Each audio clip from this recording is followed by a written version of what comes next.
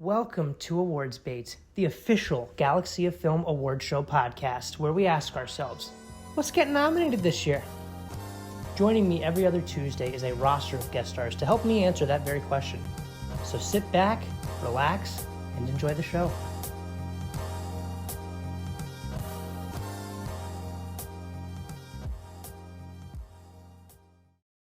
Hello, everybody. Welcome back to Awards Baits.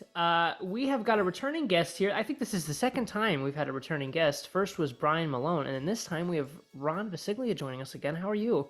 I'm delighted to be back. Yeah. Delighted. It's gonna be a good time. So this week I didn't really have anything. Like the wave of the Oscar nominations is over. You know, we know what's getting nominated. We know what's here. That's been the structure of the show thus far.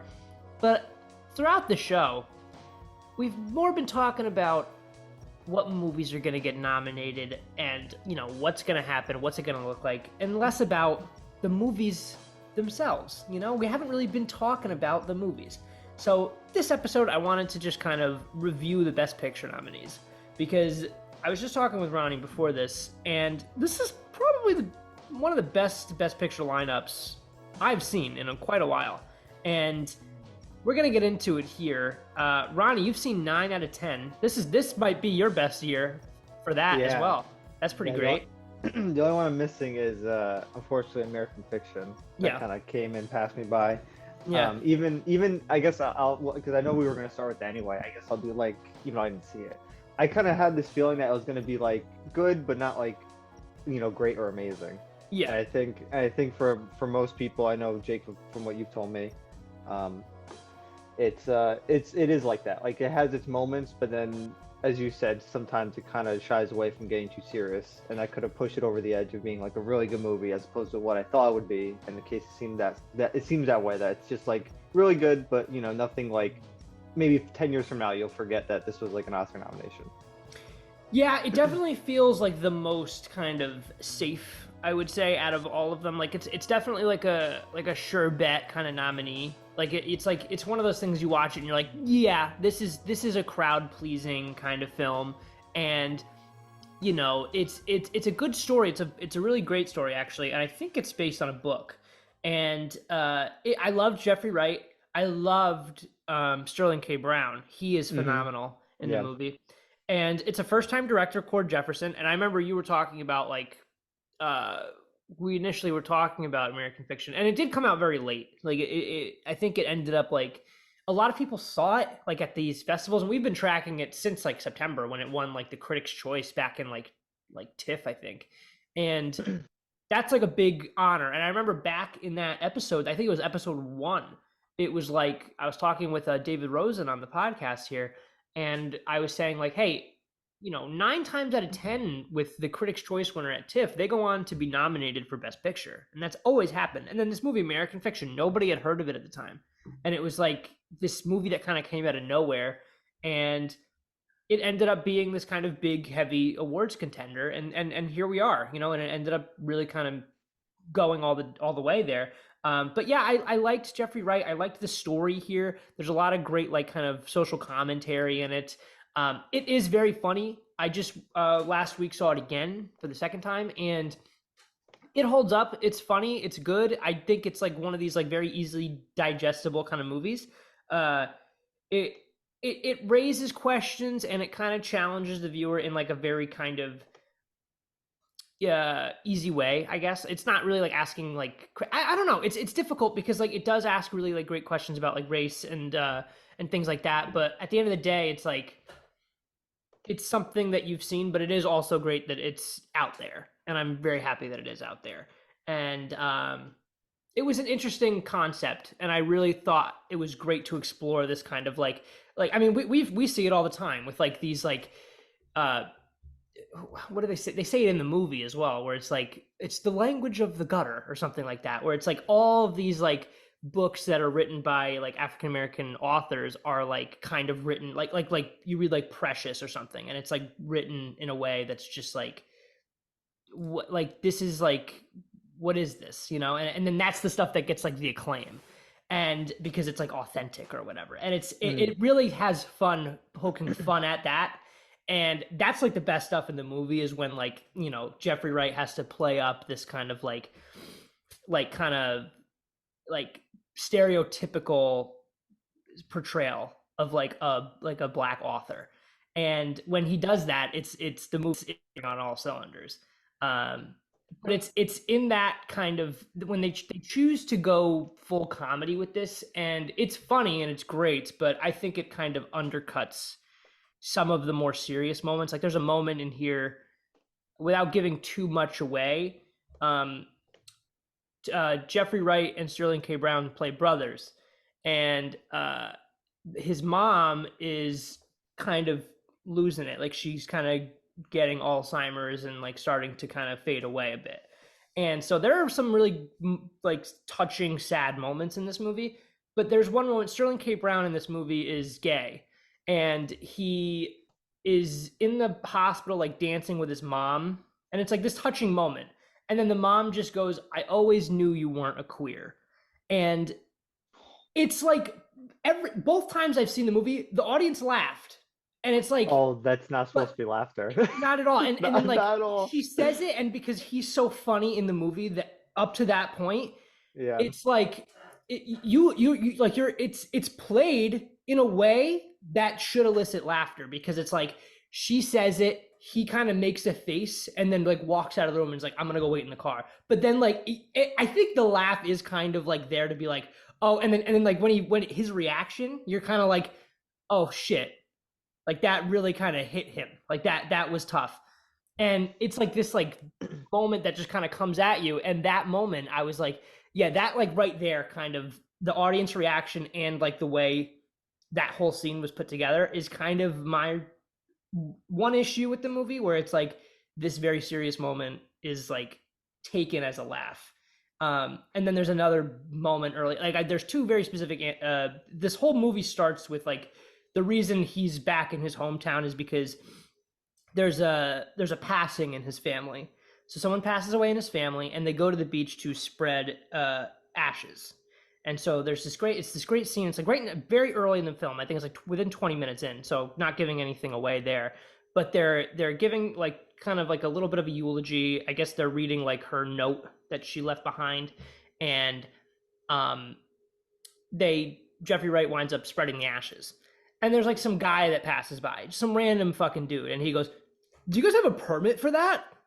And then Sterling K. Brown's like, "Shut the fuck up! I'm gonna kick your ass." And it's funny, but it's like, what a 180! Like it was just kind of like, what was that? Like it was weird. But funny movie, really good. The ending is very strong, and I enjoyed it. And it's definitely one of these like crowd pleasing movies. And I'm glad that it's in here because you always need one of those. Like it's a palatable movie. It's not too like tough to watch like some of these other films that we're gonna get into are. Yeah. But it's, you know, it's fun and breezy, and that's fine because a lot of these times like these like kind of movies that have a lot to say in them are like they can come off as preachy, or they can come off as like a little bit too much, and this one doesn't. It has fun with its subject matter, and I thought it was good for that, because it's good that we don't have to, it doesn't have to be like too preachy or anything like that to get a point across, and that was great. But yeah, that's kind of all I have to say about American Fiction. Let's move on to Anatomy of a Fall. Fresh off of a first time watch here, we've got Ronnie. Yeah. I'm gonna let you take the reins on this one because I know you might have something to say, because I haven't seen this since like November, and maybe even October. I saw it a long time ago, and I haven't rewatched it. And I literally just watched it right before the podcast. You literally just watched it, so two different perspectives coming at you here. I wanted to rewatch it before this, but didn't get a chance to. But I will rewatch it before the Oscars. But Ronnie, Anatomy of a Fall, what did you think? I thought it was really good. You know, the performance was from the lead actress was really good. I like the interesting sort of dynamic where you're unpeeling as the story goes on, like more about the family dynamic of what's happening. Essentially, this movie is about, you know, the deconstruction of what happens with a fall. The husband, you know, is found on the presumably from a fall. You see his dead body, and the whole movie is kind of like the investigation and like the sort of core aspect of breaking down and trying to dissect and show, you know, a jury like all the sides of what actually happened. It was really good. One scene that I found really funny, ironically, was so there's one scene where the husband, like before his death, was kind of secretly recording, semi-secretly recording sort of parts of his life, and there was a big argument that they had. Hmm. Conveniently enough, the day before his death happened, Yeah. and they literally play the audio for it, like, and it's a super intense fight, and I'm just like, oh, this does not look good because obviously her being the wife, she's the main suspect and literally the only suspect. And it's like, ooh, this doesn't look good for her at all. This is really bad. It like ends literally in like a fight, and you hear the fight, and it's like, oh, this is really bad. Yeah. And the shot after it ends, it's like a zoom in on the main sort of like judge, and she's just like, okay. And that was just hilarious to me. It was just the subtle, just like it was like a fast zoom in, like almost like almost like a bad horror movie Yeah. kind Yeah. of Yeah. zoom in, and just like, okay. I think I And it remember just got this. me. Yeah. Yeah. And then I, there's something else with there's a lot of funny little moments in this. yeah, and Yeah. surprisingly, it's like such a dark, sort of sad movie. Yeah. And there's another scene where she's an author, and it's not really funny, but I liked it because we read Stephen King. Mhm. Where they're kind of like saying, oh, she takes parts of her life and writes it in a book, and it's like all these things that happen, and it's trying to implicate her as someone that would have done the murder because in one of the books she wrote, there's a character who said something about all they could think about is killing their husband, Yeah. and then her lawyer is basically like, oh, but did Stephen King like kill his wife, and it's just like a nice little nod. Yeah. Um, what was I gonna say? Um, oh yeah. So even though this terrible thing happened, and it's kind of it's not played off, but it's like, oh, she got off eventually because the son realizes something that is kind of wasn't important then, but becomes very important after hearing all the facts. It's still really sad. Like they kind of she gets off, and it's like, oh yeah, they got off. They kind of celebrate, and it's still like, well, the dad still died, Yeah. and the son is just like gonna irreversibly be not damaged but changed, and he's now thrusted fully into like he's not in childhood anymore No. for real now because he was actually blinded before. Hmm. Now he's full on like he knows all the dirt about his parents and especially about his dad. He didn't know anything about like an attempted suicide that happened 6 months earlier about him taking antidepressants. Yeah. So it's a very complicated emotion, not in a bad way, emotionally messy, more like a realistic Right. messy, where it's like almost remind me of Oppenheimer, where it's like you're kind of peeling back and Mm. showing these sides of these characters, and it isn't necessarily the truth, but it is at the same time, and it's messy in that way where it's like a lot of emotions are complicated, and it's all about how humans are, Yeah. and I really like that aspect of it. um I give it like a 4 out of 4 to 5 as Yeah. like a letterbox review score. Mhm. I really liked it. Yeah, no, it's great, and like the another part that was kind of floating around online, as people were starting to watch it with the Best Picture nominations and stuff, was like that whole part where they're like, "Oh, this song was playing this PIMP Oh by yeah. 50 Cent," and then they're like, it's like a very like kind of raunchy song about like it's Yeah. like a misogynistic or Hmm. whatever they say, Yeah, yeah. and then she's like, "Well, it was the instrumental version," like that was funny. Um, that was good, and Yeah. like the kid in this is so good, Oh yeah, and the like kid's very good. correct me if I'm wrong, but this doesn't really give you the answer of who did it. No, it doesn't, which I like too, because Yeah, it's better when you don't get the answer. Because a lot of times you think especially in life in general, it's like, oh, you yeah, want the answer, but not getting what you want is better in a yeah, sense, because now it leaves open like another reviewing, more things to uncover in the story, exactly, and you might exactly. even switch sides on multiple different viewings because you don't know an answer, as opposed Yeah, to being given an answer at the end. And now it's like, okay, well now every time I watch it, I'm going in knowing that this is what happened, this is the outcome. right. No, exactly, and even what you were saying about the kid, like kind of living with this, and it's like he doesn't even have an answer. It's like he did this guy just slip? Did his mom do Yeah. it? What happened? Like, did the What dog do what it? yeah, the dog was phenomenal. There was a Yeah. scene with the dog that very much scared me because I'm like, Uh-huh. Jesus Christ. Basically the dog like almost dies and they're Yeah. showing it like live and I'm like, oh I no. can't believe that I kid's a did little fucked for that. I know. I was like, Jesus Christ. Yeah, it was really messed up. Yeah. He was testing a hypothesis, like a Yes. psychotic person. Mm-hmm. You gotta hope that he ends up okay. Yeah, keep an eye on that kid. Keep an eye on that kid. I did like the whole like idea. This one like the Palme d'Or at the Yeah. whichever film festival, and I believe it was like Venice or something, and or no, Cannes Film It Festival. can, yeah, it can, yeah. So that's like the one that you got to look out for, and it's always a Neon movie. It's always from Neon. Oh, this is Neon? This was Neon. Oh, I didn't, Neon's because I like didn't real see good the shit. like The Neon. Yeah, I yeah. didn't see that. It was all in French in the beginning, so it might have Oh been yeah, that. they probably didn't. Maybe Yeah. this was one of like their acquisitions.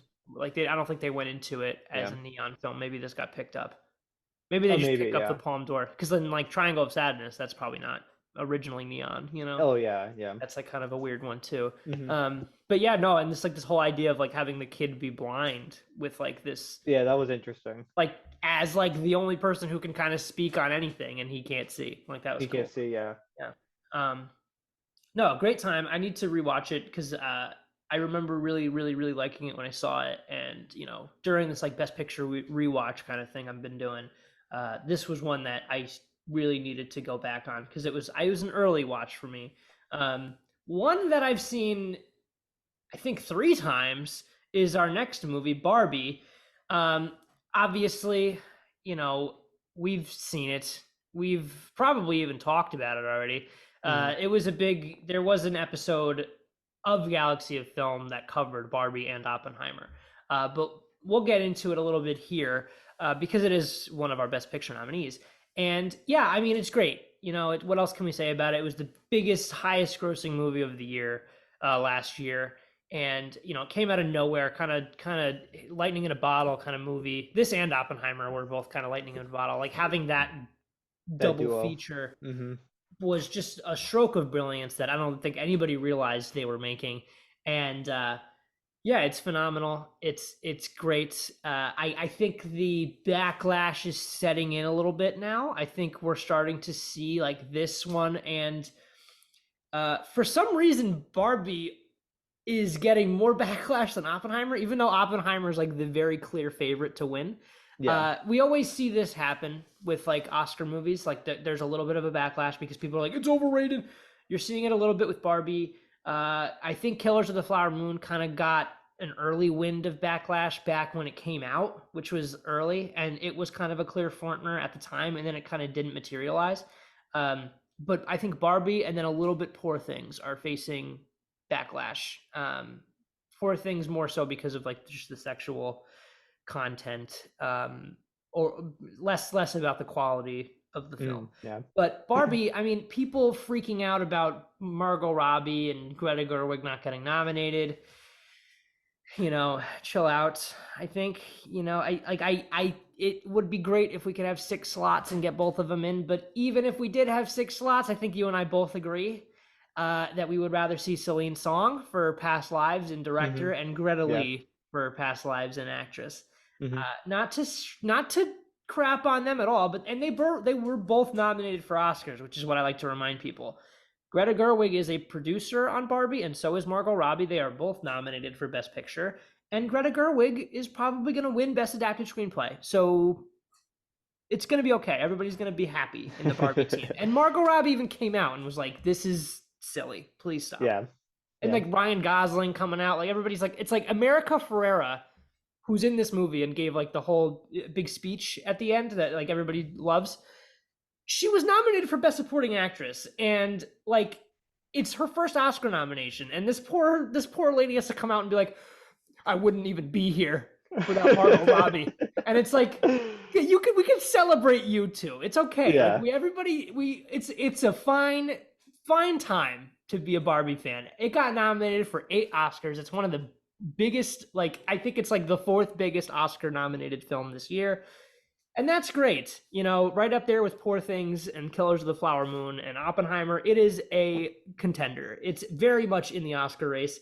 I don't think it'll win, but at the end of the day, they made something from nothing. This is a doll, and they made it this like super, like this like super, like it's got so much like commentary in it. It's got so much to say, and Greta Gerwig and Noah Baumbach kind of hit it out of the park with the script. They really kind of made this like weird kind of, and props to Mattel for letting them do that, because they kind of like shit on Mattel a little bit, and that's fun. Like I think that's like really like they're good sports for that, because Yeah. it's a risky movie and it paid off big time. Yeah, what did you think of Barbie overall? I know it's I been really months. liked it. I think after I first saw it, Yeah. I think thinking back now, I might like lower it a little bit. Hmm. I rated it pretty high. Yeah. But no, it's still really good. It was very, like fantastical, kind of this fantasy Yeah. experience. And more so, I like the way I like the whole production behind it. You really made this Yeah. whole set of like all this pink Barbie stuff, and you have like the set at the beach, and you have the set of like the CEO's office at Yeah. Mattel, and you have like the corporate office at Mattel. I like that they just put like so much effort into like this little, not stupid, but this like little Barbie movie that from like not knowing, you're like, oh, it's just gonna be like whatever, but it ends up being like a really nice experience. It tries to tell like a message. Some people don't love the message, and it's, for me, I know for you too, it's annoying when people sort of critique movies on sort of the content of the story rather Mm. than like sort of the value of what the movie's trying to go for, and like the production value behind it and the sort of Yeah. effort put behind it, because this had so much effort put behind it. I mean, the whole ending with like there's like a war of the Kens, and it's Yeah. on a beach, and it's just like ridiculous and stupid, and then it becomes like a dance thing. I'm like, this is so like out there and creative and crazy that I just like, I love that so much. And then people are kind of just like, oh, it's too feministic, and it's just like Yeah. you missed the whole point of the movie. It's still a movie at the end of the day. It's supposed to entertain us, and then when you focus on like one aspect like that, you kind of fuzz out the rest of it. But no, Yeah. Margot Robbie was really good. There's that one scene that like Greta Gerwig fought to keep in, and it's always directors fighting to keep scenes in. That's like I always know. the best, and it's so stupid. It's when she's sitting on the bench with the old woman, and Yeah. she's just like, "You're beautiful," and I'm like, "Oh, this makes me so sad." Because it's like this old woman's lived her whole life, Movie. and Barbie, and being now in the real world, doesn't really know anything yet. It's just like such a heartwarming, nice scene, and it's like you had to fight to keep that in. I It's know. like this makes me It's a little terrible. sad. It's But no, terrible. good movie. Ken's incredible. I mean, Ryan Gosling as normal is incredible, but being Mhm. Ken is like the absolute perfect casting ever. And then having multiple Kens and having what's his name, be Alan, is Yeah. incredible. Michael Cera, fantastic. Very good, Sarah. Overall, just like a nice, good time. I would probably, I mean, I would take this out as like a best picture, honestly. It's Mm. just like a really good movie. It's not like it's trying to tell like one message like outside the feminism thing. There's not much to like dig into and sort of like deconstruct, but it's just like a nice, good time. It's a Yeah. good movie. It speaks volumes, though, I think, that it is here, because it shows that, like, like I keep seeing this online too, where it's like if this had come out in the 90s, we would have just been like, oh, it's a fun stupid movie, and then Yeah, like wrote it off. But like, that's it true. is the biggest movie of the year, and it is a best picture nominee, so like we can celebrate that fact, I think. And it's like, Oh yeah, yeah, it's great, and it's inspiring, and it's encouraging that yeah. I was gonna say it's supposed to be all yeah, those things you said, and then people online are trying to like tear it down right. and And I make it don't even about think like like, all this other stuff. yeah, and it's like not something that was like probably even like, I don't even think it's like that it's, I mean, it's a deep, like it really kind of gets into like some real like topics here. And I think Yeah, that's really great in a Barbie movie to explore that, because this could have yeah, just been, and it was going to be just like, it could have been like cringe. Like this whole movie could have been awful, yeah. and if without Greta Gerwig and without Margot Robbie, I I was think gonna it say probably would have been yeah, like, without Greta Gerwig, I think it, this would have became like a corporate sort of like yeah. get a female director, and we'll just have her do basically what we want. Hmm. We have Greta Gerwig, who outside of this has done like really good movies like Lady Bird and Yeah. Little Woman. So Right. she's done real movies. She can show that she's a real director and she can Yeah. actually make movies. So having her, like you said, here directing it saved it from being just like a whatever kind of movie. Yeah, exactly, exactly, and it really rose above and beyond the original stuff, because like we see stuff based on toys and based on video games and based on comic books, and it's like subpar. The Yeah. fact that they were able to take this and make it like they want to make fucking Polly Pocket movies now, like that's because of this, and it's Because of this, yeah. like, and it's scary because what the hell is that going to be? but also like also great because able to open these doors. Yeah. Um, and I think we're all waiting for the Ken movie because yeah, Oh, yeah. we would love that because Ryan Gosling was great, and he's nominated too. So this is like this ended up being like I think it went way further than anybody thought it would, and I think that is enough to celebrate and not Yeah. lament the fact that people are not where they're supposed to be. Um, Yeah. and it's just a great year. Like, and the people that are complaining about it have not watched these movies. So Yeah, exactly. Yeah. with that being said, the Holdovers, Paul Giamatti, Alexander Payne, it's a good time. Actually, this is like one of my favorites of the whole bunch. I think it's a cozy, nice little movie, and it's not really. It's just here to have a good time. It's not here for a long time. And yeah, what did you think of the Holdovers? Holdover is a nice, good time, like you said. Yeah, I like the kind of like Anatomy of a Fall. The more as you go on, the more you learn about the characters, yeah, and you kind of peel back the layers of who they are. hmm Because at hmm first it's like, oh, Paul Giamatti's like the asshole teacher. right, He's an uptight prick. You got the kid who's just like, an asshole preppy kid who's at the school that he hates. And you have like the cafeteria sort of woman who's stuck with them, yeah, and she's just like whatever. But then you deal back throughout the whole movie, and you learn all these like niche things about the characters, like, you know, Paul Giamatti kind of fucked up, and now he's kind of trapped here, and he yeah, has like nowhere else to go. And you learn the kid's dad isn't in the picture, and he's kind of like mentally not available because he just can't function properly. And hmm you realize the cafeteria woman, like, oh, her son died, and that's like a huge weight on her emotionally, yeah, and that she's just carrying around all the time. And it's just like at the end of the day, it just ends up being like a nice like human movie where all at first all these characters don't really get along and don't like each other. And by the end, it's just like such a nice, like everyone knows each other more. They all have compassion for each other. They all understand each other, and it's just like such a nice, fun time, and funny too. A lot of good funny scenes in this hilarious. movie. Yeah, Yeah. yeah, very hilarious. And it's like these like fractured souls that are alone at Christmas. Like this Mhm. could have been just a miserable experience, and Mhm. fortunately, like they find the light. And I think that these three people like kind of found each other and like the perfect time is so great. And yeah, no, Divine Joy Randolph, the cafeteria lady, she's probably gonna win Best Supporting Actress, and Yeah, she should. that's a good pick. She was Mhm. excellent. Mhm. Dominic Sessa, the supporting actor, he could very easily be in that category as well. He was not. He was snubbed, but just a stacked year overall. But he was also like I think this is his first film, and he's incredible.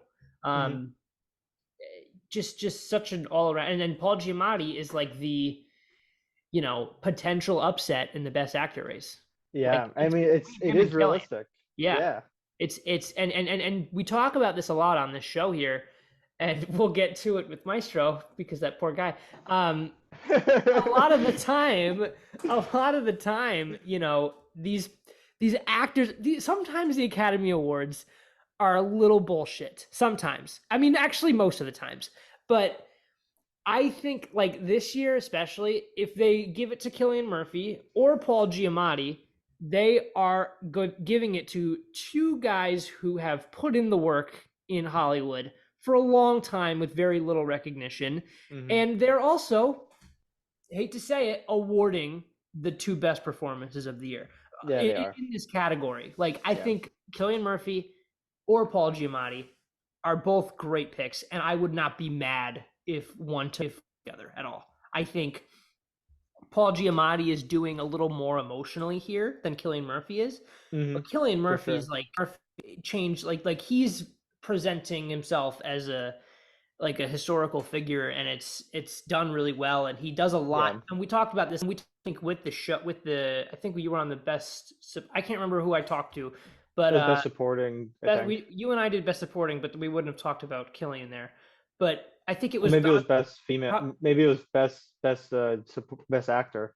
Maybe. yeah, it probably was best actor where I was talking about this, but I think that when you're able to do what you do with just your eyes, and Killian Murphy's eyes in that movie are telling their own story, and like that is a performance all by itself right there.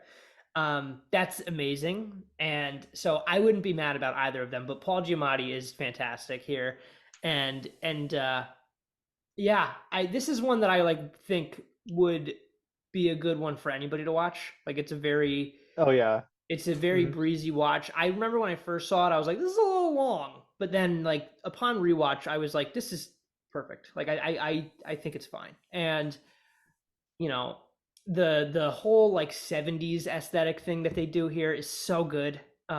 This is like one of the best trailers I think I've ever seen for a movie. Yeah. I remember Hmm. every time this trailer came on, I was like, I want to see this so bad. And then the movie like lived up to that. So it was great. It feels like an older movie. And it's, they don't make them like this anymore. They don't. And it was great. And so if you haven't seen the whole, one of the best in the category, definitely watch that before Oscar Sunday, because it's a great one. And I think in a better year, this could have been winning Best Picture. If in a better Yeah. in a different year, absolutely. Just with the lineup that we have here, no. But it's that good. Yeah. All right, here we go. Killers of the Flower Moon. Martin Scorsese. I didn't get to rewatch this one before doing Uh, this. It's fucking 5 hours long. Let's get into it. We both read the book, so we're yes. speaking with a little A little intelligence more here. authority than most people. Yeah. Yes, and you guys are gonna get mad at I don't know what Ronnie's gonna say here, but I think we both don't love this one. Yeah, I fully agree with that. Yeah. So you get He into kind it of, before I do. yeah, he kind of, it's like the Irishman thing. He's just Yeah. going on this like rampage of like this might be the last one, so let's make it 8 hours long and make it Yeah. like really boring in some aspects Mm-hmm. and not have it be fully focused. Um, yeah, like you said, we both read the book. Um, the book kind of chronicles like the movie, Mm. but there's just something about the movie that just like doesn't catch me. Yeah. There's the whole romance between Leonardo DiCaprio and I forgot her name. I'm so sorry. Lily Gladstone. Yeah, it's just like not compelling at all, like in any regard. And You don't and to buy the be chemistry? literally not at all. Like he's kind of just like this bumbling white idiot, and Yeah. she's just like, I'm gonna fall for him. Mm. Really, no reason, and you don't really see them like ever love each other besides them just kind of being forced to love each other because obviously Leonardo DiCaprio is being manipulated by Robert De Niro to Mm-hmm. just kind of like poison her, and he's kind of like such an idiot. He has like no remorse for really doing it. I guess the implications that he does, but no way throughout the movie does he really actually like try and stop it or like confront it really. Right. Um, again, there's some scenes that like I loved where there's like the death scene where someone where it's like I think it was a hawk. Like if you see a hawk in the Yeah. Osage community, that's like, oh, you're gonna die soon, and that came up multiple times. And there was an actual like a funeral scene that was super interesting that I thought was like probably the best scene in the whole movie, was where she passes away and then she kind of gets brought into the new like the past like the afterlife realm, and it's like all the Osage people around her. I thought that was like super interesting, Mm-hmm. but like outside of that scene, there was nothing that really caught me. Like the music, I know some people were like, "Oh, I love the scene where it's like you have the natives dancing around the oil with Yeah. the," and I was like, the music just felt so weird in that scene. Like it didn't match at all. I don't know. I can see why Martin Scorsese made a movie about this, and this is like a really Yeah. important thing to make a movie about because after reading the book, I was like, "Oh Jesus!"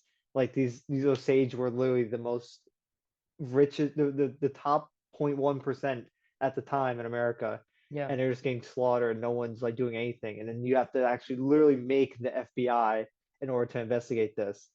And the downer at the end of the book, as opposed to a movie, is that like, oh, you're reading about this, and throughout the book, it's like, oh, maybe a dozen people died. It's horrific, but whatever. It's like, you got to live with that. And at the end of the book, it's like, oh no, like hundreds of Osage died, and you're just Yeah. like, oh my god.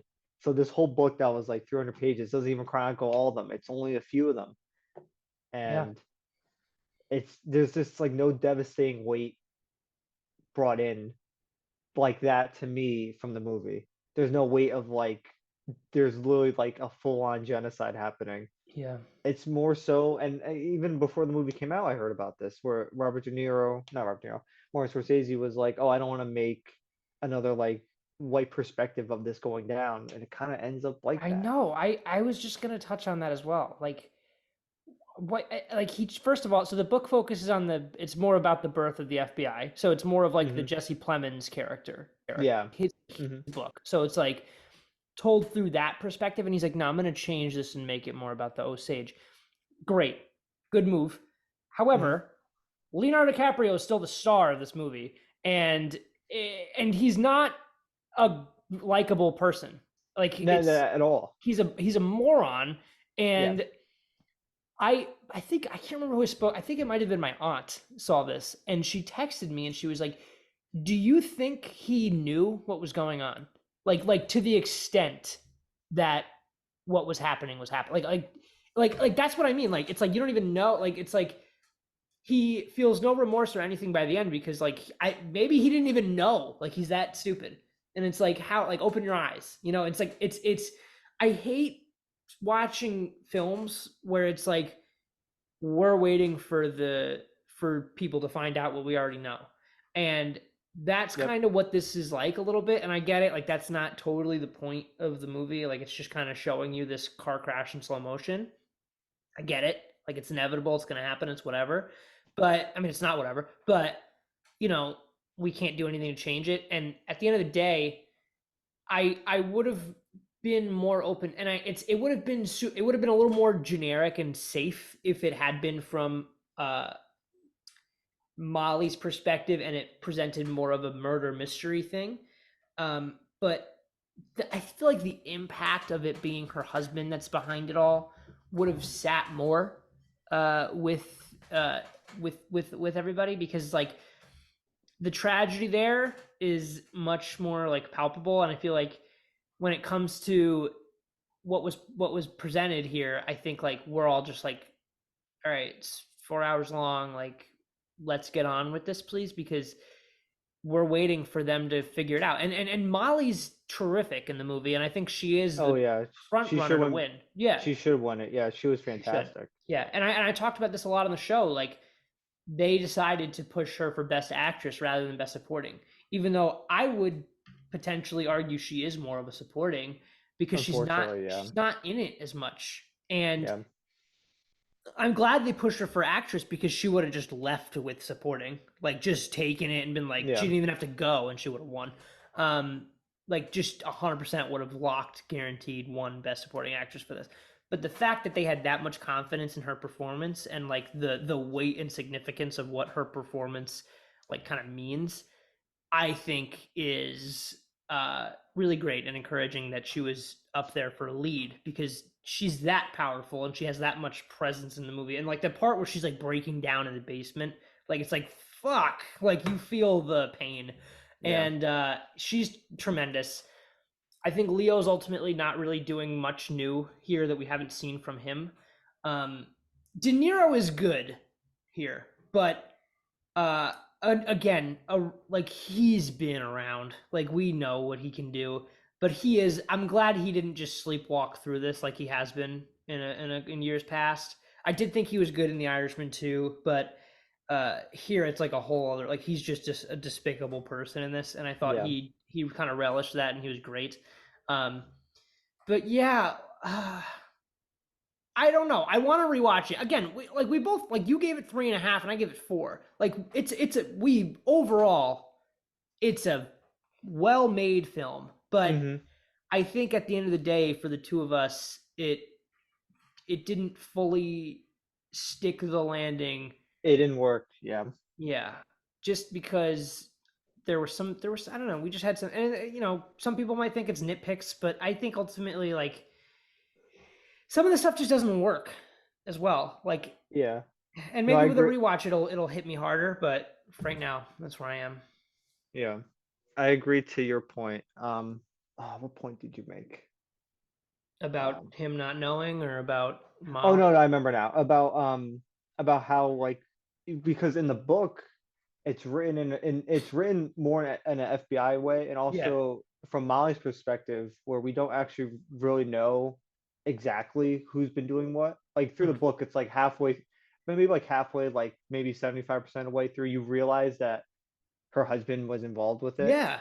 But this, it's like the whole time. So Right. you're just sitting here for 3 hours, just like you said, just waiting for everyone else to find out, and it's just kind of like, what's the point of watching this? There's no intrigue. There's no like kind of suspense or interesting aspect to it that Yeah. would enthrall an audience. It's just kind of like, okay, so we know bad things are happening as expected, and now we have to wait 3 hours until this ends, where we know it's going to end horrifically, Yeah. and then that's it. Although the one that it did give us like one of the best scenes best scenes of the whole year was Brandon Fraser Yeah. screaming in Yeah. the courtroom. That woke me up. Absolutely, that is like just such Martin Scorsese knew, but it's just such a weird. It's so weird to include in this movie, but it's so perfect to have this ridiculous scene where he just starts yelling instantly in the courtroom, I know. and it wakes people back up, which is Because unfortunate that it's like crazy. you gotta have some like foresight to be like, yeah, people might be falling asleep. Let's get them back in with Brendan Fraser screaming and yelling. Screaming and yelling. Yeah. So He's so good. good. Yeah.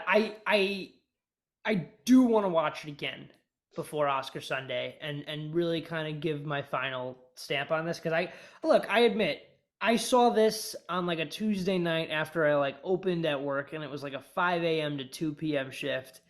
So totally admit I could have gone into this with just already not a great mindset. Um, my dad and I saw this, and both of us were kind of nodding off. My dad was fully asleep, missed the whole last scene. And I said, "Did you see Scorsese was in it at the end? Like, did you see that?" And then he's like, "Yeah, what was that?" And he was just kind of like, "Why was he in this?" Like, Yeah. but it was like, I mean, that was like a good ending. I think I liked the ending. Yeah. It was like weird, but it was kind of cool. Yeah, Um, it shows that more Scorsese can still do like interesting stuff. yeah. But he's on this rampage where it's like eh, Rampage. like even No though he's doing, intermissions. yeah, he's on like I know the next movie's supposed to be like this 90-minute I sort of know. like Jesus Christ movie. Yeah. Christianity movie. I'm like, I hope this is good because the last few movies have been 8 hours and they're I know. boring. And I want like a nice quick nice short quick movie. I'm Dude. hoping it's not inspired by like a book because a lot of his movies are inspired by books. And I'm What, like, the please do Bible? some. Oh well, I guess so too. I was gonna say, like, But I mean, I love Wolf of Wall Street, but it's yes, Wolf of Wall Street, Goodfellas, this movie, The Irishman, they're all books. all these movies are books based on something else, and it's like, you're a good director, but please try to do something different, please. Well, was Silence a book? Silence was great. It, I have a feeling it was, but if it wasn't, I have to rewatch that because I know we watched that a long time ago, and That this was was a while ago. before I really watched any movies or seriously try like watch movies. But looking back, I'm like, that movie's really good. Yeah, that But one then it's like, was. oh, but that's been 10 years basically, and he's done nothing but book movies. But Yeah, no, anyways, Silence is a book. Sorry. so there we go. Yeah, so even that, like, I never I thought of that. and I know it's his whole career and he's used to it, but I wish he would. I mean, he's at the end and he knows he is. He's said it publicly multiple times. I wish he would. I mean, he's going out there doing kind of interesting stuff like this. I mean, it's still interesting, but I wish it was, he tried to go out there and not just be like, oh, there's a book I like. Because actually, there's another book that came out by the same author who wrote Killing the Killer Flower Moon, Mm. called The Wager, about like a boat, some sort of boat wreck ship travel thing. Okay. And that book came out. As soon as it came out, he was, I think this might be not true, but I thought I saw he said, I'm interested in making a movie about this. And I'm like, oh, I think I mean, I read that too. Yeah. and I'm like, this is fine, but like, it's just like another book that someone else wrote that you're just like adapting. He'll probably just produce that one. I Yeah. don't think he'll direct. But yeah, no. Imagine, here's a good what if to bring him back into our good graces. Not that Martin Scorsese needs our good graces, but No. I still very much admire him, and Oh, absolutely. Yeah. Killers of the Flower Moon is like, like they greenlit that and knew it was going to be one of the biggest flops in cinematic history, and like that movie cost $200 million, and I mean, to be fair, it looks really good. And like It does look really it's a good. Yeah. great looking movie. Yeah. There are, like you were mentioning earlier, there are like sets and things. It looks great. Yeah. It looks very lived in and Hmm. real. Yeah. Got Leonardo DiCaprio, so you know he's walking away with like 50 mil probably. Yeah. Um, it's a great achievement, but I want to watch. I might watch it after this. Um, but yeah, I imagine though this new Jesus movie. He's shooting it in the spring. What if we Oh. get Daniel Day-Lewis out of retirement, Oh my goodness. come back and play Then Jesus Christ? Jesus. He Yeah, rises. that's my reaction. Jesus Christ. Jesus That would Christ. be a Daniel phenomenal. Day-Lewis. Although Daniel Day-Lewis is way older than like what 31 is when Jesus died. So Well, don't know it's how that's okay. gonna work. It's gonna be an adaptation. No, that'd be unbelievable. You They'll know, do then it. back to your point, yeah. Only Scorsese could have done this movie. No I one, know. no, there's absolutely no other director that could have made basically a 3.5 hour movie about this sort of subject and have it be greenlit and have it actually released in theaters. Yeah, speaks volumes. And also, like, you know, like who else? Like The Irishman. They're expensive movies, and they're giving it Yeah, to them just because they're like, it's gonna make us look great to have this. exactly. And Yeah, it's like, I'm glad. I don't know how he's doing it. I'm glad he's doing it though, because these big swings are they come every once in a while, and when they do come, you got to go out and support it. And yeah. like this, uh, and like, you know, what are Beau is Afraid, Mm. like singular visions. I mean, I well, this is not really a singular vision, but like these big swings, I think we need Yeah, to go big swings. support. Yeah, Big they're very swings. ambitious. Yeah, Oppenheimer's a kind of a big swing. yeah. We'll get to And I that. remember. Yeah, we'll get into that. Yeah, Yeah. sorry. No, you're good. Okay, Maestro. Here we go. Leonard Bernstein, kind of a biopic slash love story between him and his wife, Felicia, right? I think Felicia. Yeah, I'll look that up. I'm pretty sure that's what it is. Yeah. Um, Look, it's a good one. I really liked it. This is the only one you and I saw together, by the way. And we saw it early too. We did see it early. We got to see it in a theater. This is a Netflix movie, and we Yeah. went Oh yeah, to Felicia, by the way. But Felicia. yeah, Good. no, yeah. Okay. It's you know, it's got the black and white. It's got the color. It looks a little older. It's got some of the burns going on. Looks a little like kind of retro, Hmm. and I I really liked it. I think it's great. I think in another year this would be a big contender as well. Like similar to the Holdovers, this would be probably performing a lot better than it is if this came out another year. Seriously, Hmm. like we saw this, and I at the time said Bradley Cooper is probably going to win because this is the most like showy performance in all the category. Like he's doing so much here to the point where like upon rewatching it, I watched this with my girlfriend like a couple days ago, and uh, he's like so in it that it's like kind of It pulls you out. annoying. Like it's like Yeah. like there are scenes in this where he's like he's acting opposite Carrie Mulligan. He's like talking over her, and he's just like getting every word in that he can. He is so in it, and he is so trying so hard that it's like, dude, shut up for like let her talk. Like it's like distracting. And I know like Leonard Bernstein's like this larger than life personality. He's a people lover. He's this kind of grand character, and like I guess that's part of it is like he's just larger than life, and ultimately everybody's kind of in his shadow, and the movie kind of plays at that. But like, geez, dude, like you know, chill out. You know, it's like he's doing so much. And look, I would be mad too if I was him. I would not lie. This poor bastard was nominated in 2019 for A Star Is Born for Best Actor. Just an incredible performance in A Star Is Born. I think we forget how good he was in that movie. And like what Hmm. a 180 that was at the time, because that was like his directorial debut. It was just this great movie. And then Rami Malek comes out and just steals it from him. He's not He even makes singing in the movie. a worse music movie, and he won. Yeah. Exactly. Exactly. And he's good. Look, he was good in Bohemian Yeah, Rhapsody. to be fair, He he was was very good. good. He does not do his own singing in that movie, and the teeth are doing more of the acting for him. Let's be honest here. So I get it. He went on like a 4 year, like, you want fucking music and good acting? I'll Yeah. give it to you.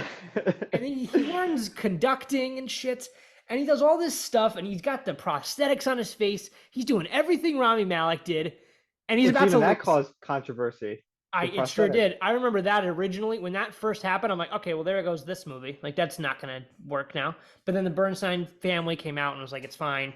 And then like Spielberg's a producer on this, so everybody was kind of And like, to it's be okay. fair, he literally with that prosthetic, legitimately looks exactly like him, He Larry does. Bernstein, We like a have lot. I don't know if you still have the photos they gave us at the Oh thing, no, but I have him. Yeah, he it's looks uncanny. exactly like him. It's It is great. uncanny. It's crazy. So you really needed that Yeah. to just because like without that, he's like 98% of the way there. Just Yeah. add that little extra prosthetic, and now he is literally Larry Bernstein physically. hmm I think they're going away from like the showy stuff because it's like this would win an Oscar. This performance for sure. He transformed. He's Hmm. doing everything he needed to do to win an Oscar. He's got the crying scenes. He's got the yelling and screaming scenes, He even directed it for him to be the best actor in the movie, which I and he's think still is not. probably a lot of the reason why they're like, "Hey, fuck you," like they're Yeah. probably like, "You're not gonna do this again." He was snubbed. Wasn't he snubbed for Best Director as well? Oh, for this He movie? was. He was. He didn't get Oh, nominated for Best Director either. he should be nominated. I really like the direction of this movie. He's it's great. But you know, it's a bummer. It really is a bummer. But like, and then I think Maria was like, there are some scenes where it's like doing like a close up, and she was like, I think our eyes naturally train us to like not see our nose.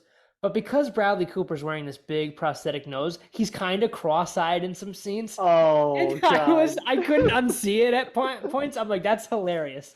Like when they first do like his big close up when like they do like they do like she's taking a bow at like her play, and Hmm. then they cut and then he's like coming out of a bow like standing back up. If you go back to Yeah, that scene, he is like he's cross. cross-eyed. Yeah, he's like looking at his nose, and then Maria's like, you could tell he can't like totally get it. Like he can't train his eyes to not see his unnatural nose.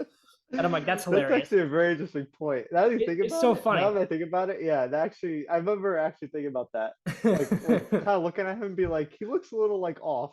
Yeah, I didn't know but if that was like just him being so intense in the role, no, but that's what she said is probably right. it's so funny. But anyway, yeah, I like it's a really great. I think Carrie Mulligan is also incredible Oh, in she's so this. good in this movie. She's Yeah. so good, and the ending gets like so sad. Uh, Yeah, it just hits you in such a real way. I know, but yeah. Sorry, continue. No, you're good. I was just gonna ramble on, but yeah, go ahead. Oh, sorry. Yeah, no, I remember the first time we watched it. It's kind of like what's it called? It's kind of like it's like one of these movies where I like After Sun because I actually just watched After Sun. It's kind of like mm, those where you're like it's kind of going on, and I remember sitting there with you and being like what's this trying to get at? I don't really understand yeah, what it's getting at. And then by the end, I remember being like, oh, so it's kind of like a life piece. That yeah, was really interesting. I much want more to go so. back, and I was like, right now I'll give it 3.5. I think if I watch it again, I'd like it more. Unfortunately, I still gave it 3.5. Yeah, But what the direction of it's really good. I find it really interesting that he's doing these periods where it's like, oh, this is black and white. Now it's color. Now it's like modern age color. hmm I really think as a director, he's like he could be like really good if he kept at it and kept hmm doing it. But the only issue I have is it's a life piece, and that kind of plays into it. There's no real through point as like a real yeah, conflict. It's a lot of like talking rather than showing, it's which I true. think is an issue. Because throughout the whole movie, there's arguments that he has with his wife because he's kind of this misanthropic sort of like he's bi. I'm assuming he's bi because Yeah, there's scenes where he's kissing guys and he's doing like cocaine off a dish and he's with like these parties and his wife's home with the kids and he's like this wild guy, but we don't really see we don't really see any of the arguments like where they're coming from really. there's one main one with the Snoopy, and she's saying how like they're just arguing. I don't remember exactly what they're arguing about. Something about him being like scared to be alone and stuff. But Yeah, you don't actually see that happen. You just see the argument. Because I remember even watching the second time, being like, okay, maybe these arguments, I'm gonna key in on things that make more sense for why they're arguing so much. You don't really see it. yeah, I think that's part of the kind of issue that brings this movie down, is that they're kind of it's kind of like it's a biopic through and through, but you're kind of getting these points in life where not things aren't linking together properly, where they're arguing about things, but you don't really see them, and then they kind of just like move on from it, and they're kind of separated at one point, and then they get back together, yeah, and it's like you don't really see a through link of like of these sort of things kind of linking together fully, besides it being just like, oh, this is a biopic, we have to move on to the next part of their life. And that's why, I mean, to bring in a different movie, that's why I Love It Mercy so much. It's mm, a Brian Wilson Beach Boys movies, and it takes literally 2 points of Brian Wilson's life and hyper focuses on just those 2 points in his life, right, and it makes it work so well because it's not trying to do everything like Bohemian Rhapsody, or in this case like Maestro, where it's like yeah, you're trying to get their entire life. Although yeah. that is the whole point of Maestro, it kind of just like falls down in terms of like, well, I'm just watching this and I'm not really getting some sort of whole piece besides it's just his whole life, basically. Yeah, I agree with that. I think like the best moment of like that like show don't tell that you were referring to is like when she's leaving like the pillow with like his pajamas and toothbrush Exactly, yeah. outside of the hotel room. Like I remember even that moment, like Maria was like, "Ooh," like that was like a good moment where it's like that says so much without saying anything. And Exactly. I think if there were more moments like that, this would be It'd be higher much, up. yeah, Yeah. much higher regarded. I think like at the end of the day, it does feel more uh like it feels like this was made with the intention of being an awards contender rather than Then just doing its own thing. yeah, put the Yeah. horse before the cart, you know. It's like Yeah. just do what you got to do, make a great film and then whatever accolades follow, great. Hmm. But it is a really great notch in his belt and I think he at the end of the day is going to gain more from this. He's going to gain a lot more supporters. I can already see like a Leonardo DiCaprio thing happening for him where it's like, why doesn't this guy have an Oscar yet? Like I can like Yeah. that's he's going to be the next one. Like he will the next time he makes a movie for good or bad, like he'll win for that, you know. And it's like even if he Yeah. doesn't deserve it for that, he will win. And it's much like we were saying earlier, where it's like if Cillian Murphy or Paul Giamatti wins it, it's for the body of work rather than this specific performance. You know what I mean? Because like Hmm. they've both like I feel like I mean I don't know if Cillian Murphy's ever been better, but like I don't think he was ever really given the chance to do better. But Yeah. Paul Giamatti like has been around forever, and it's Yeah. like you hear his name and you're like, oh, you think he's an You know Oscar him. winner, you know? Yeah. It's like, and it's like the fact that he doesn't have one yet. Maybe it's like it's time. I think Bradley Cooper, the same thing's going to happen for him, where it's like he worked his ass off. He's getting overlooked this year because ultimately there are just stronger campaigns that happen. Um, and this is a Netflix movie as well, and people don't tend to love that. Yeah, You unfortunately, know, yeah. I have a I'm coworker who specifically is like, if it's a Netflix movie, he tones out a bit because he's like, I know I'm gonna expect I something know. mediocre and subpar. Yeah, and it's like you get like the what was it? I just got I don't know if you got this. We're both a part of the A list AMC, and I got one Hmm. of those notifications for like, oh, here's the best picture showcase. See all 10 movies in theaters, and there's only 9 because they're not showing Maestro because Maestro's a Netflix movie, And and Netflix, yeah. it's like they gotta change up their distribution model because like Hmm. the fact that I mean we luckily have like an indie theater in spitting distance from us, so That we was were showing able it, to yeah. we were able to venture. It was the only theater in our state that was showing it, Yeah. so we got lucky and we were able to see it like a month early and Hmm. got to see it in the theater, which is it plays better in the theater. It just does. It always does. Oh, Everything does. well, in in our case, we had a lot of old people, so phones were going off Yeah, I mean during that's one of the always the most, problem. yeah, during what literally like the most traumatic scene in the movie. We have like a generic ringtone going off, and I'm like, oh no, because it was like the peak dramatic scene in the Yeah, entire movie, yeah, it was. and we And have this ringtone going off, and an old person trying to figure out how to turn it off. But Probably a worse movie to have your phone going off during. We'll get into it at the end. The Zone of Interest, somebody's phone was going off in really, my showing. Yeah. And I was whoa. like, you're taking me out of this. It's like, fuck, man. And like, uh, I'll talk about it, but yeah. it's, But I want to say, yeah. because this point I was gonna say earlier that remind me, like Paul Giamatti and Cillian Murphy, they are and become their characters. Like they, when you see them, you know who they are. Yeah. When I see Bernstein, I don't really see him. I see like Bradley Cooper playing this like super energetic role, trying to be someone else. I think that's Huh. also part of the issue, where he's trying, like you say, like he's trying so hard that it almost loops back around where you're kind of taken off. Interesting. I didn't ever thought about it like that. I guess you're probably right. Like you definitely never are like he's And also, it's an yeah. issue with biopics in general, because like Paul Giamatti, we know like very specific details about him Yeah. that help, give us the character and have us be more believable to him. And this being a biopic, you kind of skim past this. You don't really know Bernstein that personally, and I might play into it, but it's kind of just so. It's like he's pretending. It's like play acting basically, where he's so Yeah. into the role that he's just having so much not fun per se, but he's just so like enthralled with playing this role that it kind of pushes him out of like this is actually Larry Bernstein. This is now Bradley Cooper playing Larry Bernstein, as opposed to Cillian Murphy literally is Robert J. Oppenheimer, Oppenheimer. yeah. And Paul it's like Giamatti is the teacher. I forgot the teacher's name, but he is yeah, that teacher. He is actually that person. right. Yeah, and I think also like I think the fact that he's always at an 11 hurts him. You know what I Hmm. mean? Like he's always on and he's Yeah, always kind of doing the theatrics and it's like maybe he was actually like that in real life, but like for a film, like that gets exhausting. And it's yeah, like for Oppenheimer, it's like and we can just get right into Oppenheimer now because that's yeah. next up here. Hmm. But like with Oppenheimer, um so much just in his face.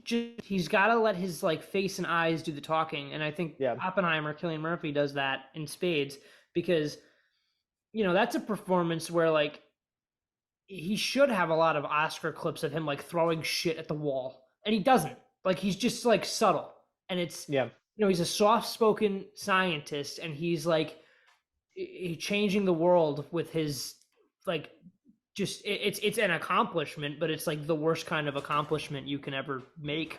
And I yeah, think like the weight of his like kind of facial expressions really carries that through and through.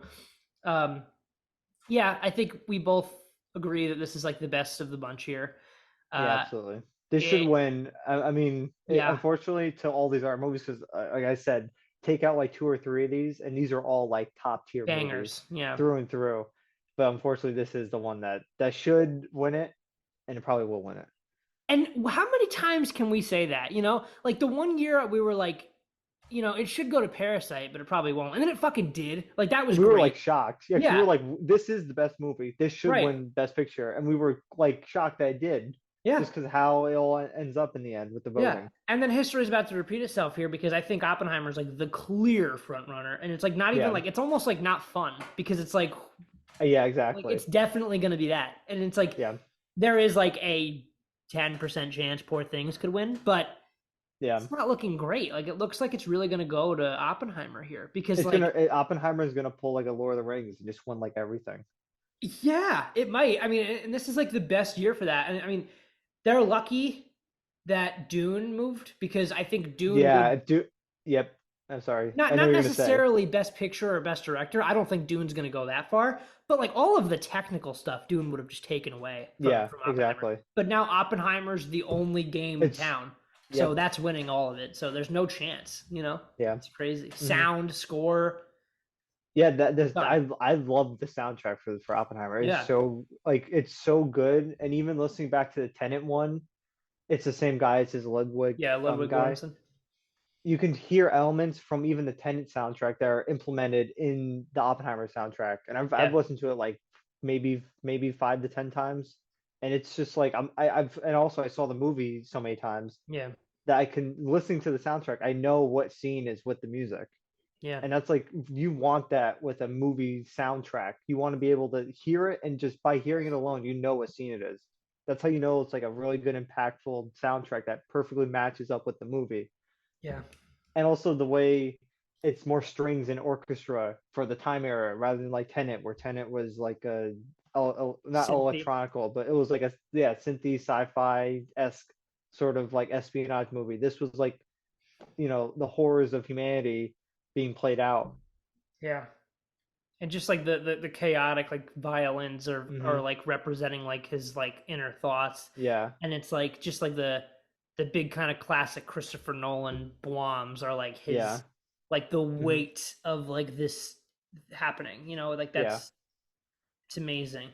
um yeah, And I I've mean, and I've heard arguments against it a little bit. yeah. And I usually am for one that doesn't like a lot of music in, movies. Mm, But in this case, it's like an originally scored, it's yeah. made for this movie. It doesn't sound generic at all. No. And I think it works perfectly. Some movies I understand, like I mentioned earlier with Killers of the Flower Moon, like I'm sure that song that they play during that like dancing oil scene isn't original. And if it is, it sounds really like just like nothing. Like it doesn't really add anything to the scene. Mm, But all the music in this I feel is impactful, and it matches to what the whole story is trying to tell, and it draws out the emotions even further than it already is.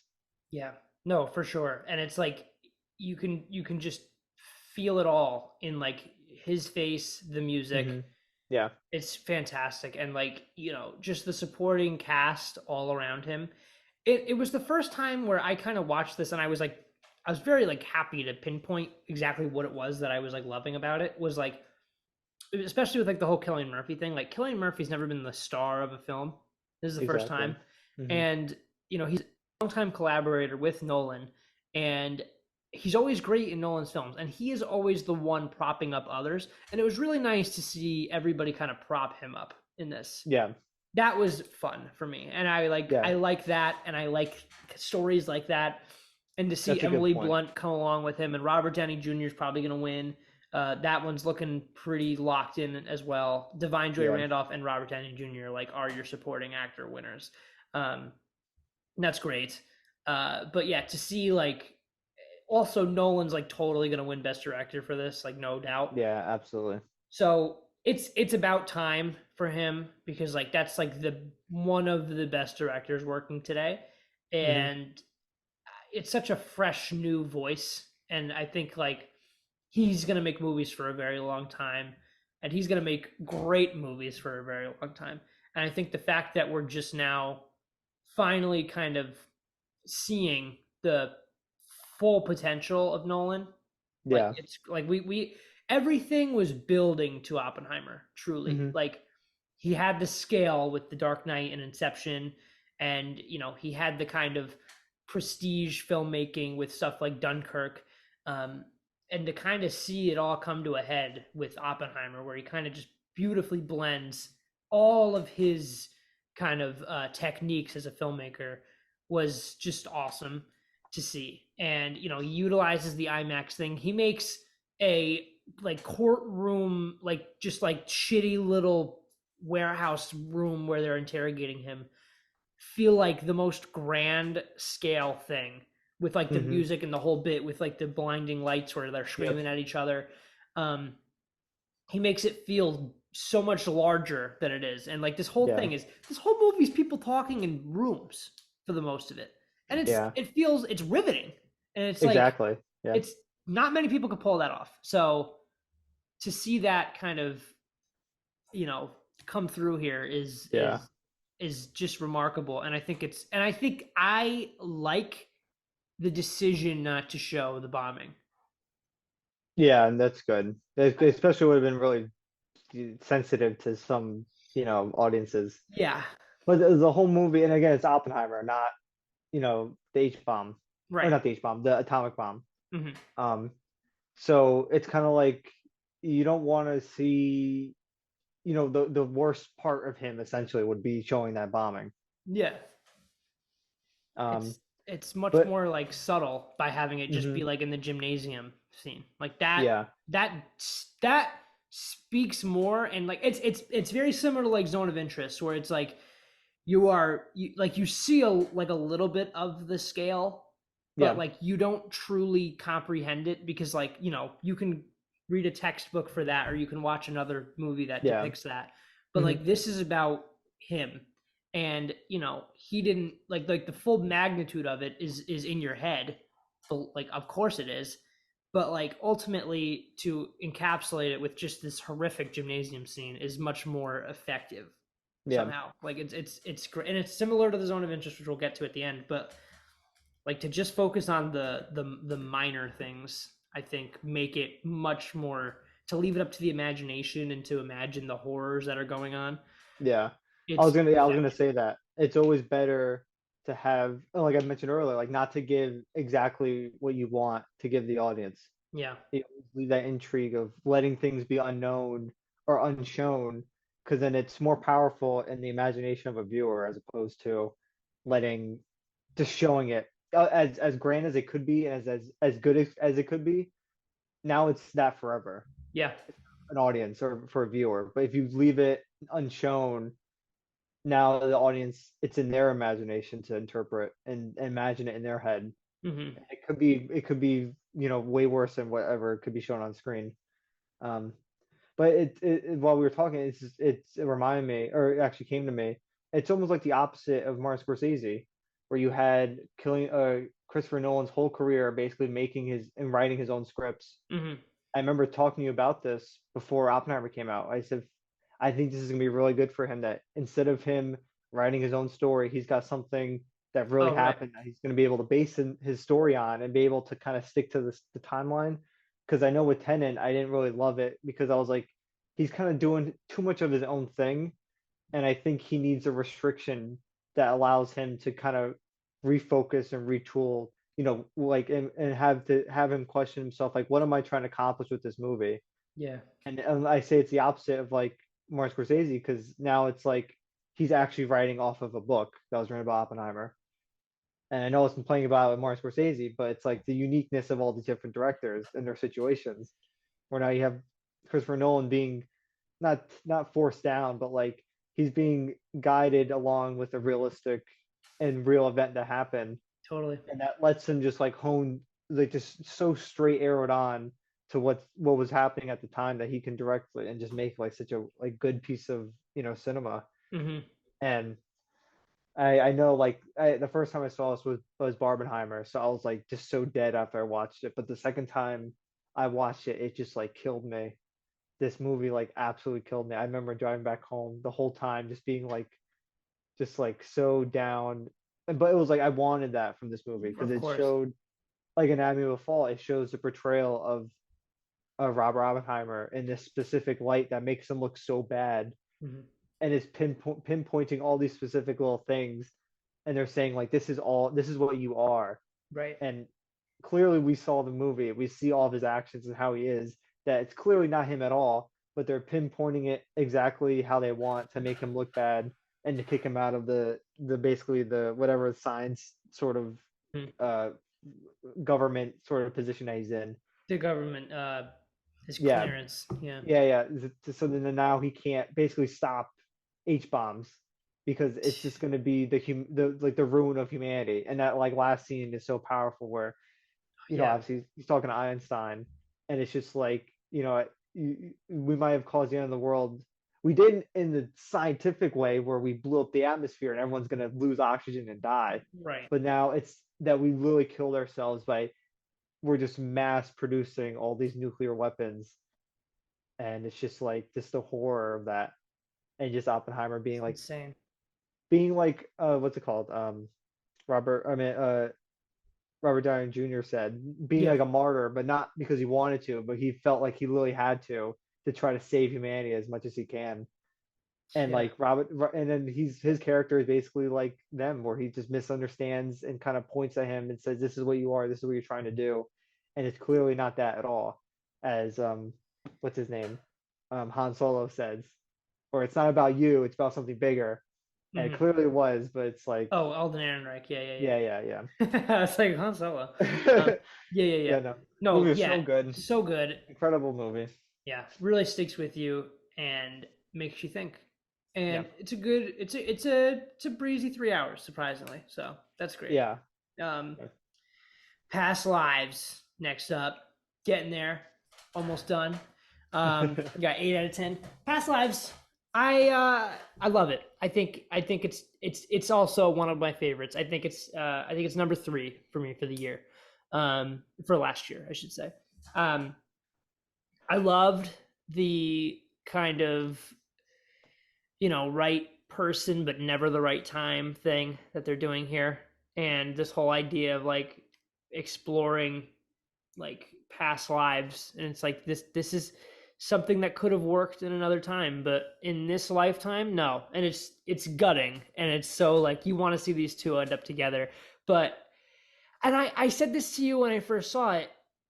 This was like, I think this is like the earliest movie that came out that really kind of stuck around, which is great because I Yeah. was hoping that, like, I saw this and I'm like, fuck, like I want this to be nominated for so many things, and it's not going to because it came out in May or whatever, and it's here. Like it's so nice. Like it's nice to see that this is nominated. I know it doesn't have as many nominations as I would have wanted, but hey, I'll take what I can get. Um, it was like this and original screenplay, which well deserved both. Um, Yeah. it's so great, and they do a lot of interesting, because I again I watched this last week with Maria, and I related a lot of my experiences with her to this, because I was like, there was a time where it was like looking like we weren't going to end up together, and I was like, this is hitting me especially hard because I feel like that almost happened to me, where I was like, I have the right person here, but ultimately the time isn't adding up. And that was scary, and to see this kind of encapsulate all of that, all of those feelings, I was like really blown away. And I was like happy to see that this portrayed in like a movie, because I was like, this has been something that I've like had in my head for 2 years, like thinking about that what if, it's like, what if I didn't end up with who I'm with? And that is scary, and like this movie explores that. And to see her husband in this movie, the guy that she moves to New York with to ultimately kind of really just get a work visa, or to get a green card, I guess. um like you kind of question yourself, like, is that why? Like, does she love him? Did she just go to this retreat, and like the first person she met was she just gonna connect with?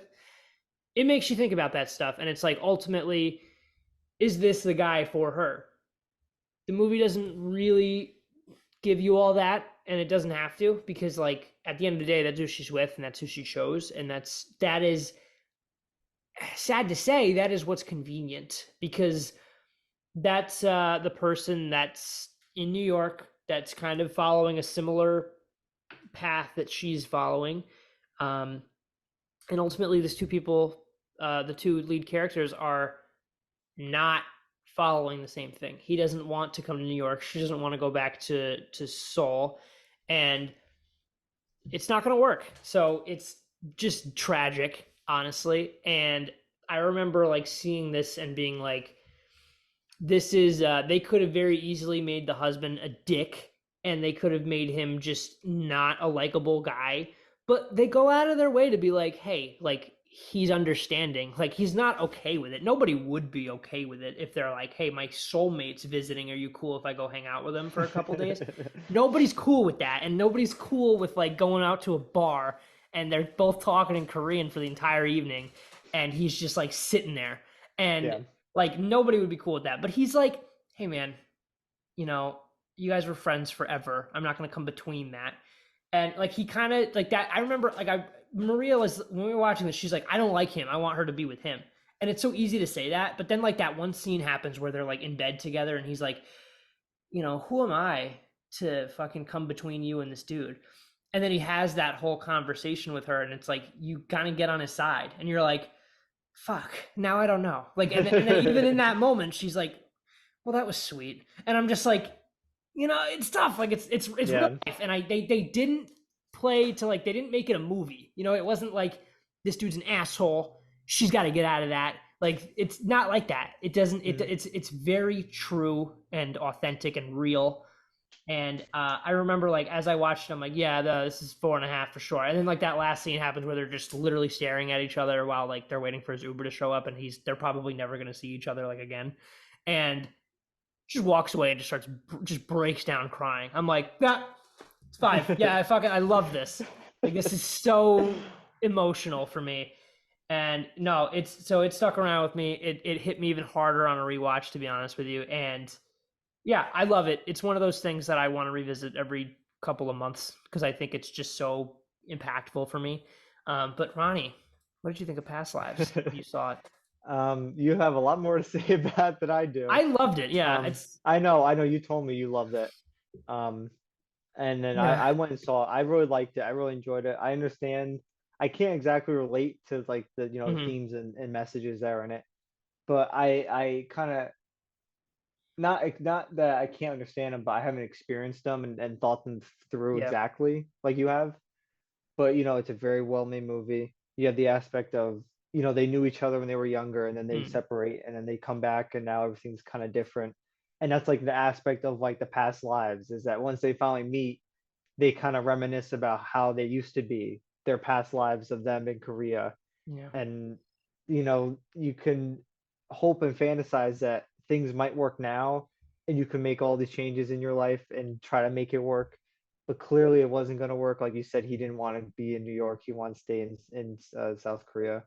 And she has her husband, who she multiple times throughout the movies keeps trying to say to him, like, I love you. I picked to love you. I like you are my husband. It's not just like a green card thing, Yeah. but clearly, they still love each other when they meet, Yeah. and they reminisce about their past lives. But ultimately, it's not meant to be. And I resonate with it in a sense of like nostalgia and reminiscing on just like the past in general. Yeah. Things that passed you by that could have been opportunities for things that could have happened. Yeah. And it's just like a very like tender, emotionally driven movie that I do have to see again. I was thinking a few months ago, it kind of hit me out of nowhere where I'm like, I want to watch Past Lives again because that was a really good movie. Yeah. So I do have to rewatch it again, but no, very good movie. I agree with what you're saying, especially as someone who, you actually are emotionally feeling sort of these themes of things could have not been this way because for you, they ended up that way. Right. So I can Where in this reminisce and be case, like, thank God. Whereas yeah, like if I saw this, I would have been like a puddle of shit yeah, but and like if it didn't this work this out. could have been and it wasn't. But Yeah. no, very good movie, very good. Again, this director, she wasn't in Best Director. No. Yeah, no, she should have been in it. And Greta And actress, Best fantastic. Actress, She's both not in there. both Yeah. did very bad misses. Yeah. Again, another A24 movie. Mm. Um, but no, very good movie, Yeah. very good time. Yeah. So good. Next up, Poor Things. Probably my second favorite. I this one was I like this a lot. Um, I think it's super. There's nothing quite like it, and I think No, that's awesome because like you don't always see that. And Emma Stone, this whole idea of like what would it be like to start over with where you are right now? I think that's so cool because it's like, she spoilers, I guess it's kind of I know this is like the big awards contender, so people might still want to see this. So if you want to see Poor Things, we're going to talk about it a little bit. She commits suicide and is pregnant, so Dr. Frankenstein, Willem Dafoe, brings her back to life, but hey, plot twist, let's give her the brain of the unborn child. So she yeah, comes back to life and she's ultimately a baby and she is progressing at like an accelerated rate and she kind of gets taken under it's a little problematic the way Mark Ruffalo goes about it, but Mark yeah, Ruffalo kind of takes her away for a little getaway where she kind of discovers sex and good food and the world and all kinds of stuff. So she's able to open her eyes to all these things. And I thought it was really interesting. What did you think of Poor Things?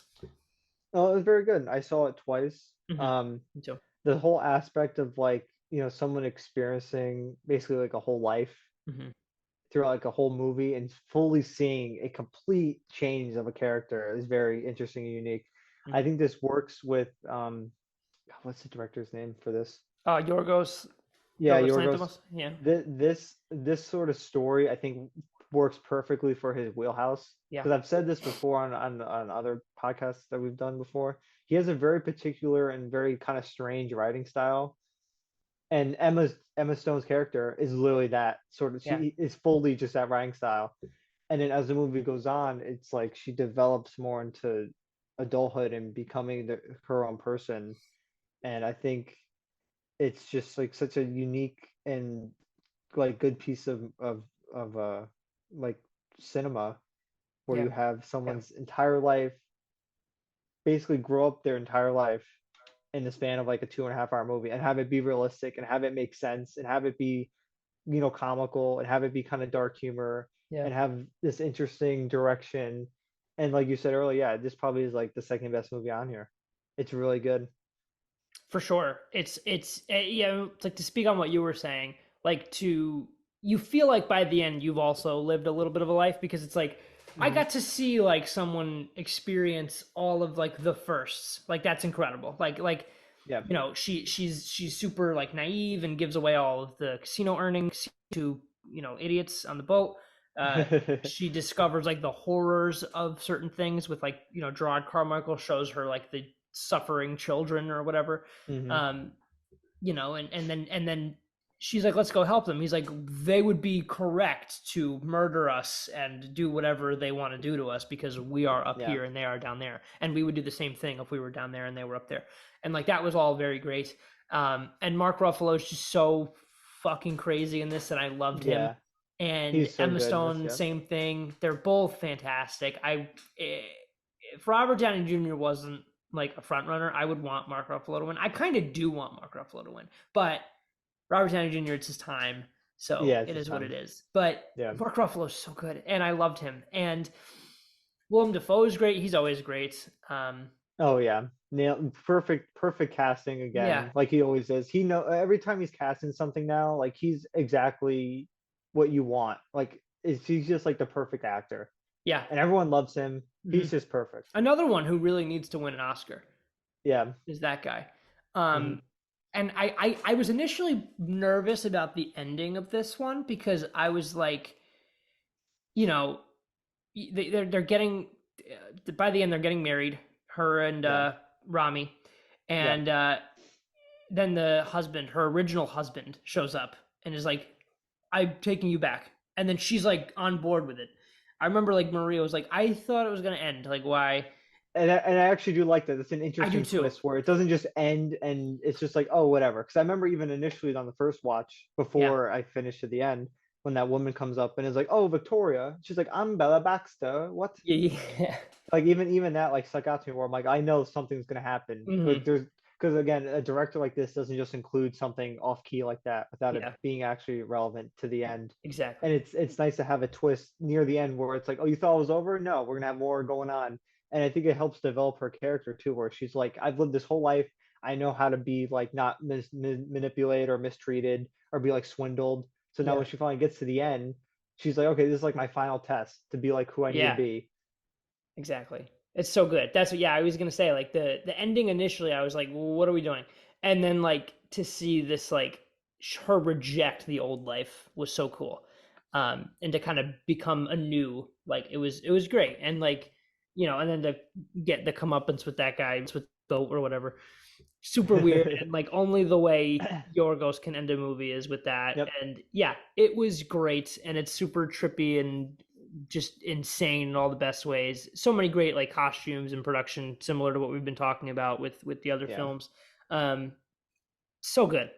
Um, Finally, probably the most uplifting film on the bunch here, the zone of interest. Uh, Uh, just a tough watch, not a fun movie yeah. at all. And No.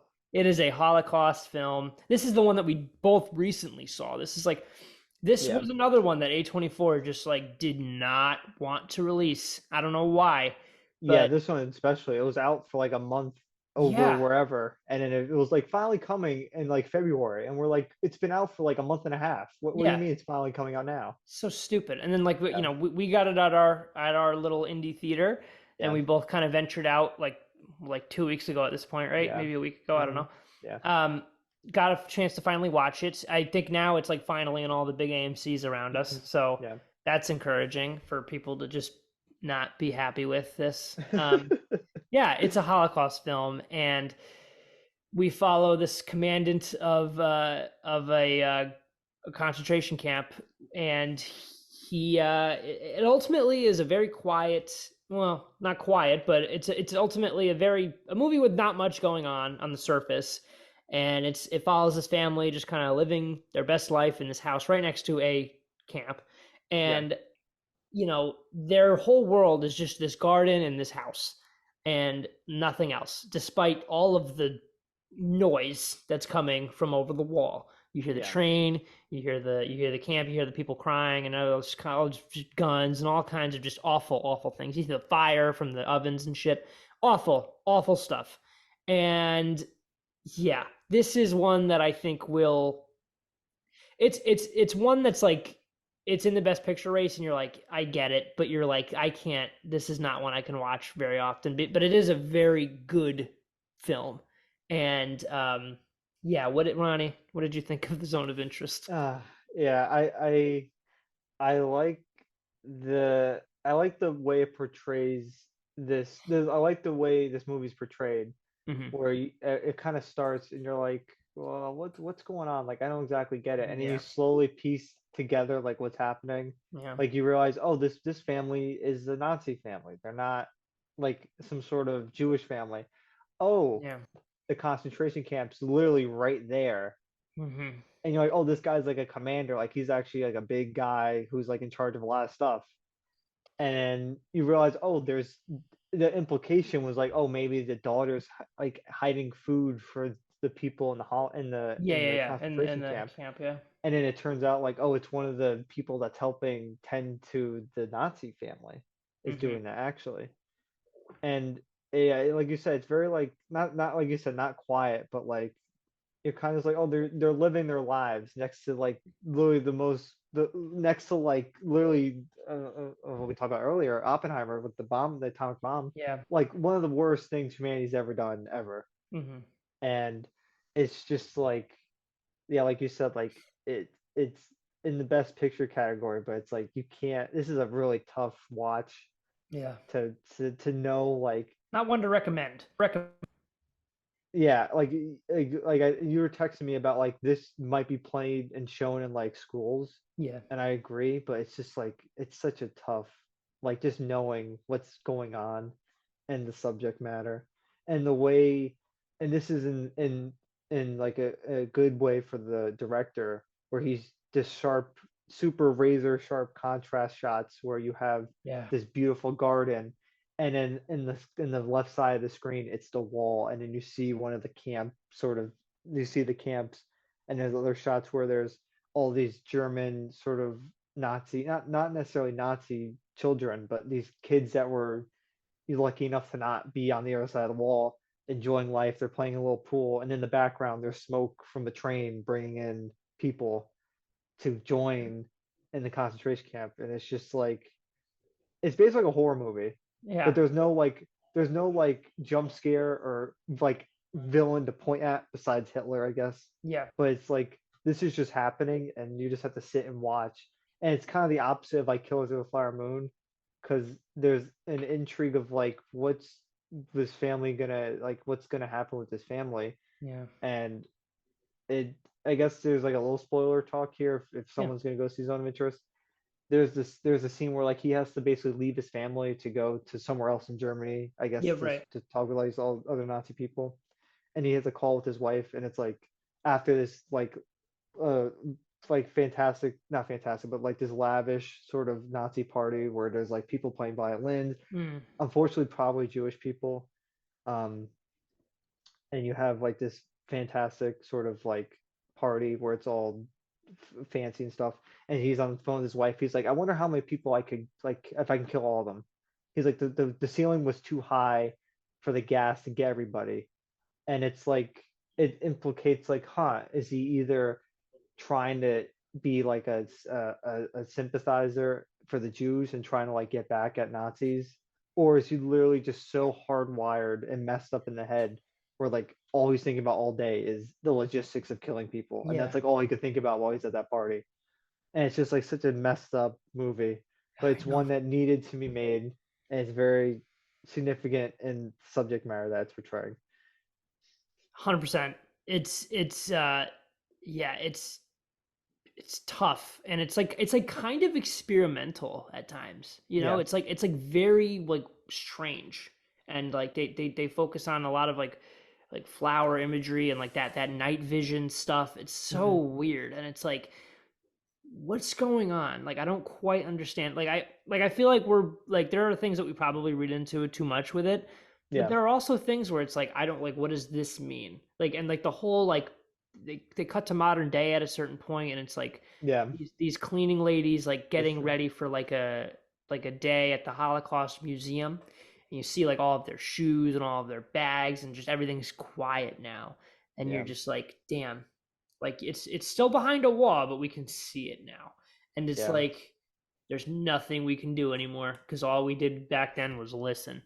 And it's haunting and it really sticks with you and it's not one that you should just put on for sure. You got to be no, in the right mindset for this. This like ultimately kind of and we went out after this like at night when I saw this, but yeah, it was still in the back of my mind for like yeah, most of that day. And it's hmm yeah, it sticks with you. So don't go into this one lightly. Um yeah, you're getting into research the film before you put it on. But yeah, that is your best picture lineup. There you go. We did it, Ronnie. All we 10 made it movies through. reviewed. Incredible. We There we are go. we did it. So, guys, have we sold you on any of these? Do you want to watch any of them if you haven't? If you're not a big Oscars person, are you now? I'm sure you've seen Oppenheimer and Barbie, but why don't you venture out? Watch Past Lives, watch Poor Things, watch The Zone of Interest, watch The Holdovers, watch Maestro, watch Killers of the Flower Moon if you want. If you want to be in for like 5 different viewings. Yep, and watch Anatomy of a Fall and American Fiction. They are all great films in their own way, and I think it's probably my favorite Best Picture lineup in the time I've been covering movies online, for sure. But yeah, guys, Ronnie, you have anything you want to plug? No, I'm just living life. I just want to say thank you for letting me be on the show for Yeah, man. this specific show, because obviously Yeah. this is the one where I've seen almost all these. This is the big one. And also, like, I think you might be the only person I know who's seen more than 7 of these. So that's Yeah, awesome. You've seen 9 out of 10. That's a good. It's good for that's you. good. And we Yeah. only saw one together. Usually it's me dragging you. Oh So yeah. this is Yeah, good. no. This is you are expanding in a way I didn't Yeah, expect. It's very nice. yeah. All right, guys, you can find all of the Galaxy of Film stuff on YouTube. We have a Facebook group, and we've got an Instagram at Galaxy of Film. You can find me on Instagram at Jakey Lemon. You can find the Mayhem Films on youtube.com/Mayhem Pictures. You might see Ronnie on some of those. Oh And yeah. and yeah, guys, thank you so much for setting aside some time to listen to us ramble on about the Best Picture nominees. And we appreciate your time. And we hope you guys tune into the next one. We'll see you next time. Bye bye.